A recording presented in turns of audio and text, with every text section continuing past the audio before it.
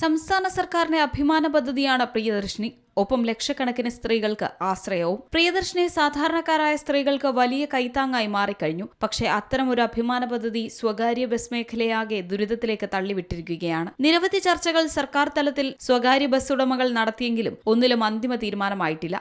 6 ആഴ്ചയ്ക്കുള്ളിൽ വിഷയം പഠിച്ച് റിപ്പോർട്ട് സമർപ്പിക്കാനായിരുന്നു കമ്മീഷനെ നിയോഗിച്ചത്. ചർച്ച കഴിഞ്ഞ് 3 ആഴ്ച പിന്നിടുമ്പോഴേക്കും സമരം ശക്തമാക്കുകയാണ് സ്വകാര്യ ബസ് ഉടമകൾ. എറണാകുളം ജില്ലയിൽ ജനങ്ങൾ ഏറെ ആശ്രയിക്കുന്നത് സ്വകാര്യ ബസ്സുകളെയാണ്. സർക്കാർ പ്രഖ്യാപിച്ച നികുതി ഇളവ് ഗുണം ചെയ്യില്ല എന്ന വിലയിരുത്തലിന്റെ അടിസ്ഥാനത്തിൽ സമരം കടുപ്പിക്കുകയാണ് ബസ് ഉടമകൾ. തിരുവനന്തപുരം പോലെ അപൂർവം ജില്ലകളിലാണ് പൊതുഗതാഗത സംവിധാനത്തിൽ സ്വകാര്യ ബസ്സുകളെക്കാൾ KSRTCയെ ജനം ആശ്രയിക്കുന്നത്. മറ്റ് ജില്ലകളിലെല്ലാം സ്വകാര്യ ബസ് സർവീസുകൾ ഇല്ലെങ്കിൽ ജനം വഴിയിലാകും. ദിനംപ്രതി സർവീസ് നടത്താൻ ഡീസൽ അടിക്കാൻ പണം പോലും വരുമാനത്തിൽ നിന്ന് ലഭിക്കുന്നില്ലെന്നാണ് സ്വകാര്യ ബസ് ഉടമകളുടെ വാദം. പ്രതിദിനം 2000 രൂപ മുതൽ 5000 രൂപ വരെ നഷ്ടമാണ് ഓരോ ബസ്സിനും നേരിടുന്നതെന്ന് സംഘടനകൾ ആരോപിക്കുന്നു. പ്രശ്നം പരിഹരിക്കാൻ സർക്കാർ അടിയന്തരമായി ഇടപെടണമെന്നാണ് ആവശ്യം. സൗജന്യ യാത്ര വിദ്യാർത്ഥികൾക്കും 65 വയസ്സിന് മുകളിലുള്ള സ്ത്രീ പുരുഷന്മാർക്കും മാത്രം നൽകണം. 50% ഡീസൽ സബ്സിഡി അനുവദിക്കണം. റോഡ് നികുതി പൂർണ്ണമായും ഒഴിവാക്കണം. ഇന്റർസ്റ്റേറ്റ് ടൗൺ ടു ടൗൺ ബസ്സുകളിൽ സൗജന്യ യാത്ര ഒഴിവാക്കണം തുടങ്ങിയ ആവശ്യങ്ങളാണ് സമരം ചെയ്യുന്ന സ്വകാര്യ ബസ് ഉടമകൾ ഉന്നയിക്കുന്നത്. പ്രതിസന്ധി പരിഹരിക്കണം ആവശ്യപ്പെട്ട് Kerala state private bus federation Ernakulam കോതമംഗലത്ത് ധർണ നടത്തി.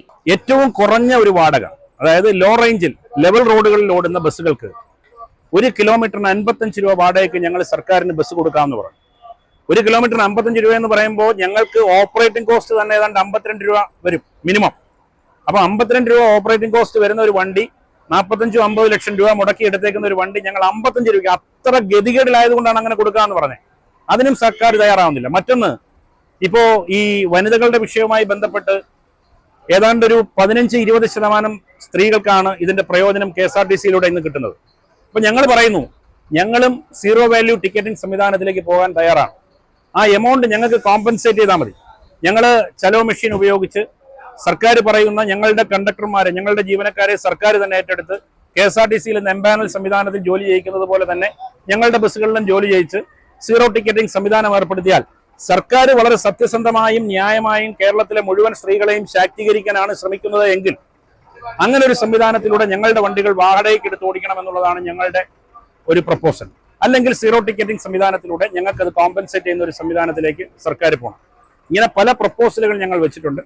അതിലേതെങ്കിലുമൊക്കെ ഒന്ന് നടപ്പായി കിട്ടിയില്ല എന്നുണ്ടെങ്കിൽ വ്യവസായം നിന്നുപോകും എന്നുള്ളതാണ് യാഥാർത്ഥ്യം. ഈ വ്യവസായം നിലനിൽക്കുന്നതിനു വേണ്ടി ഗവൺമെന്റ് നിർദ്ദേശിക്കുന്ന നിബന്ധനകൾക്ക് വിധേയമായി ബസ്സുകൾ വാടകയ്ക്ക് നൽകാൻ തയ്യാറാണെന്ന് ഉടമകൾ അറിയിച്ചു. ഇല്ലാത്തപക്ഷം KSRTCയെ പോലെ തന്നെ സീറോ ടിക്കറ്റിൽ പ്രൈവറ്റ് ബസ്സുകളിലും സ്ത്രീകൾക്ക് യാത്ര ചെയ്യാൻ സൗകര്യമൊരുക്കുകയും ഈ തുക ഗവൺമെന്റ് പ്രൈവറ്റ് ബസ് ഉടമകൾക്ക് നൽകുകയും ചെയ്യണം. ഒരേ സ്ഥലങ്ങളിൽ ആവശ്യത്തിലധികം KSRTC ബസ്സുകൾ സർവീസ് നടത്തുന്നുണ്ട്. ഈ ബസ്സുകൾ പിൻവലിക്കണം തുടങ്ങിയ ആവശ്യങ്ങൾ ഉന്നയിച്ചാണ് സമരം നടത്തിയത്. പ്രശ്നപരിഹാരം ഉടൻ ഉണ്ടായില്ലെങ്കിൽ പണിമുടക്കടക്കമുള്ള സമരമുറകളിലേക്ക് കടക്കാനാണ് സംഘടനകൾ ആലോചിക്കുന്നത്.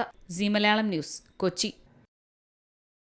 ഏറ്റവും പുതിയ വാർത്തകളും വിശേഷങ്ങളും വിരൽ തുമ്പിലറിയാൻ സീ മലയാളം ന്യൂസ് എല്ലാ ഡിജിറ്റൽ പ്ലാറ്റ്ഫോമുകളിലും ലഭ്യം.